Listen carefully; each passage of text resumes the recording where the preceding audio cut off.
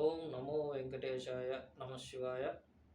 YouTube ప్రేక్షకులకు వీక్షకులకు అందరికీ కూడాను హనుమత్ జయంతి శుభాకాంక్షలు. సో ఈ నేటి ఎపిసోడ్లో మన యొక్క దేశంలో రాజకీయ పరిస్థితులు ఎలా ఉంటే రాజకీయ పార్టీలకు, రాజకీయ నాయకులకు, ప్రజలకు, అధికారులకు శాంతంగా ప్రశాంతంగా ఉంటుంది అన్న అంశం మీద చాలామంది ఎపిసోడు చాలా రోజుల నుంచి చేయమని అడుగుతున్నారు. అయితే ఈనాటి హనుమత్ జయంతి రోజున వారి యొక్క కోరిక మేరకు నాలోని ఉన్నటువంటి ఆలోచనలు మీతో పంచుకోవడం జరుగుతూ ఉన్నది.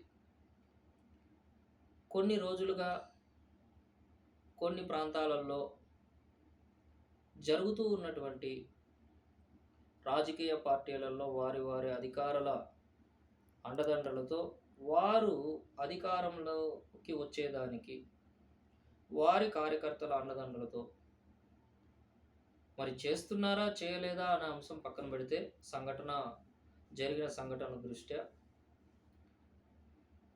శ్రీరాముడు పరిపాలించినటువంటి యొక్క రాజ్యంలో అటువంటి దుశ్చర్యలు జరగడం అనేది చాలా బాధాకరం.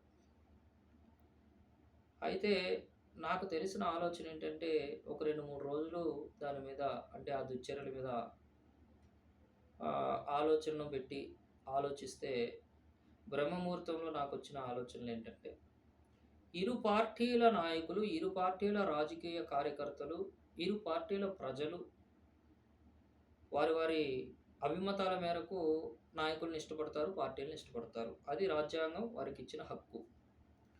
అదేవిధంగా ఒక ప్రాంతం నుంచి ఆ నియోజకవర్గం తాలూకు ఇంకో ప్రాంతానికి రాజకీయ పార్టీ నాయకులు, ఆ పార్టీ తాలూకు కార్యకర్తలు ప్రచారానికి వచ్చినప్పుడు మన ప్రాంతంలో ఉన్నటువంటి మనం వాళ్ళను అతిథి మర్యాదలు చేసి మంచి సద్బుద్ధితో మంచి ఆలోచనతో వాళ్ళకు పంపించి ఎన్నికలలో ఎవరు గెలుస్తారు, ఎవరికి ఓటు వేస్తామనేది వారి వారి యొక్క అభిమతం.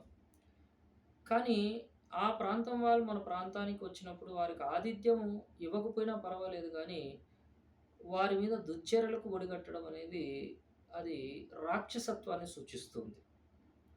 మరి ఆ ఆ పార్టీ అధినేతలు ఆ దుశ్చర్యలను చేయాలి అని ఎప్పటికీ ఆదేశించరని నా అభిమతం.